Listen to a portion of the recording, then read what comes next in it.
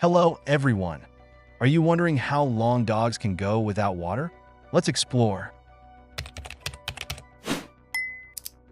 Dogs should have access to fresh water at all times, as water is essential for their health. While a dog can typically survive without water for 2 to 3 days, dehydration can begin much sooner and cause serious health problems.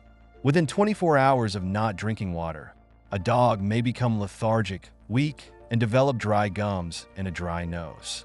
Severe dehydration can lead to kidney failure and even death if left untreated.